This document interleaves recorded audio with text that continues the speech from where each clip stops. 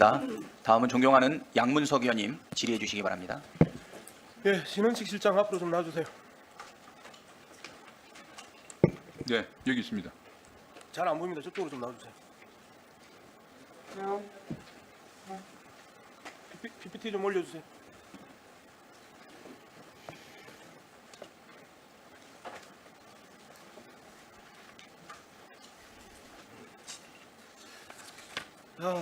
지금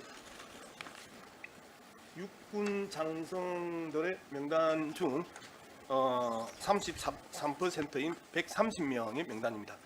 최근에 육군 88명, 해군 20명, 공군 22명, 총 130명의 장성이 인물백과사전 나무위키에서 그 기록을 삭제해 달라고 해서 삭제되거나 삭제 대기 중에 있는 명단입니다. 지난 총선 직후부터 이 릴레이가 계속되고 있습니다. 특히 정보 삭제 최초의 시행자가 윤석열 정부의 핵심 군인사로 알려진 충암고 출신 여인영 국군 방첩사령관이고요. 그리고 두 번째가 그의 동기 신은봉 국군 인사사령관입니다. 혹시 국방부 장관 현재 재직 중에 있고 안보실장도 같이 하시는 거죠? 그렇습니다. 나무위키에 삭제하라고 지시한 적이 있으신가요? 아니, 저는 그런 지시한 적 없고 저 사실도 처음 알았습니다. 그렇죠. 네, 저희들이 긴장하고 걱정하는 부분이 바로 이런 부분입니다. 실질적으로 소위 세간에서 이야기되고 있는 충암파 이야기는 들어보셨나요? 뭐 그런 이야기를 국방에서 나왔는데 전혀 근거 없다고 생각합니다. 전혀 근거 없다. 네, 예, 정보 라인들이 다 충암고 출신인 것은 아시죠? 380명의 장성 중에서 4명인데요. 네. 그 4명이 많은 게 아닌데 그건 억지로 몰아붙인 프레임이라고 생각합니다. 하필이면 다 정보 라인인데요. 정보 라인이라고 우연히 그렇게 될 수도 있는데 그걸 가지고 그렇게 하는 것이야말로 예. 장성들을 오히려 명예를 취소시키는 정치 공세라고 봅니다. 우연일 수 있다. 보직을 하다 보면 적재적소에 사람을 임명하는 것이지 예. 충암고등학교라고 해서 무슨 정보 라인에 네. 방첩사령관하고 777 사령관을 임명했다는 걸 그렇게 확대 해석하는 것은 네. 적절치 않고요. 예. 그다음에 군의 보직을 조금이라도 아는 사람은 예. 777 사령관, 소위 말해서 정보 수집 부대가 그렇게 주목받을 위치는 아니다 말씀드리겠습니다. 예, 그 해석의 문제일 수 있는데요. 지금 계엄과 관련된 이야기도 시중에 엄청나게 많이 돌고 있는 거 아시죠? 그 개헌과 관련된 이야기는 민주당에서 나온 이야기고 예. 국민들은 동의하지 않는다고 생각합니다. 계엄과 관련된 자료 좀 올려주세요.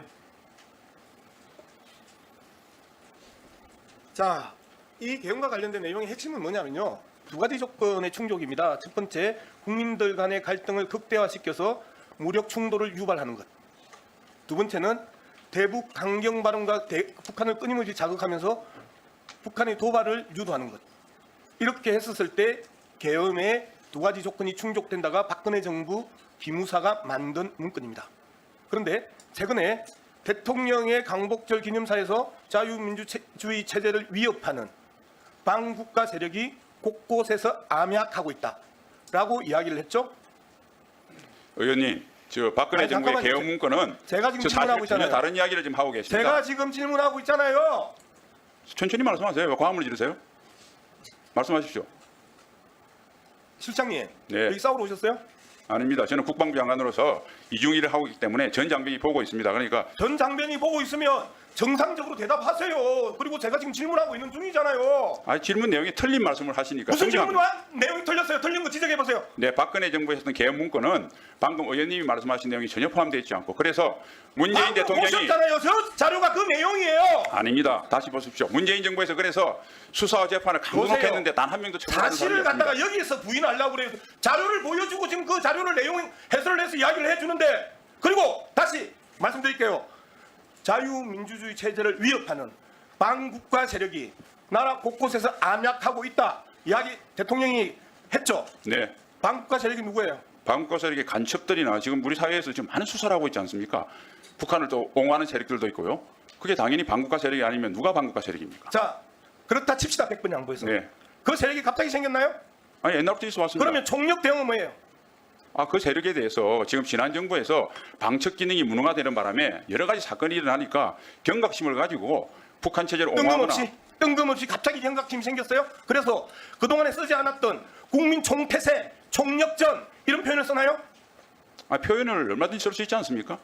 지금 우리 사회에 대통령이 말씀을 하시는 한마디 한마디가 경제와 안보 그리고 국제 정세에 결정적인 영향을 미치는데 표현이라고 지금 말씀하신 거예요? 아니 우리나라의 안보를 지키기 위해서 총력적으로 대응해야 된다는 대통령 말씀이 틀린 말씀이 전혀 없고 그걸 틀렸다고 하는 것 자체가 저는 전혀 이해가 가지 않습니다. 자, 국방부 장관으로서 안보실장으로서 갑자기 뜬금없는 총력전이 튀어나오고 그리고 그 총력전이 반국가 세력이라고 이야기를 하면서 그 이야기를 할 수 있는 기본적인 전제나 조건이나 사회적 변화나 최근의 정치적 변동이나 그런 부분이 전혀 없는 상황에서 갑자기 전쟁 분위기를 훨씬 올린 그 발언에 대해서 전혀 문제가 없다고요? 그냥 쓸 수 있는 표현이라고요? 일반적인 이야기라고요? 제가 봐서는 의원님께서 그에 대해 총력 대응을 해야 된다는 말씀을 전쟁으로 비유하고 우리 사회 여러 가지 안전 위해 요소에 대해서 오히려 그것을 소홀히 생각하는 게 더 큰 문제라고 생각합니다. 더 큰 문제가 아니고요. 대통령이 불과 일주일 전에 국민들이 먹고 살기 힘든데 무슨 이념 논쟁이냐 그 이야기 하셨어요. 그리고 일주일 뒤에 갑자기 반국가 세력이 곳곳에서 한약하고 있다고 이야기하면서 총력 대응을 이야기했고요. 그리고 북한의 종말을 선언하고 그런 상황에 대해서 장관 입장에서 무슨 환경의 변화나 정세의 변화나 외교상의 변화나 경제적 변화나 급격하게 그런 이야기를 할 수 있는 일주일 만에 변화가 있었을 때 그런 이야기를 할 수 있는 거 아니에요. 그런데 전혀 문제가 없다? 일상적인 문제다? 70년 내내 80년 내내 분단 국가 내내 그러면 그 이야기가 일상적으로 이야기를 해야 되는데 왜 이제까지 2년 동안 안 했어요? 예, 그 이야기를 꾸준히 하셨고요. 네, 정리해 주시고요. 국가의 안전의 위해 요소에 대해서 우리가 관심을 가지고 하는 것은 이념 문제가 아니라 국가의 생존 문제다. 이렇게 이해해 주시면 감사하겠습니다. 국가의 생존 문제 평가에 좀 보면 양문석 의원님, 네, 정리해 주십시오. 네, 수고하셨습니다.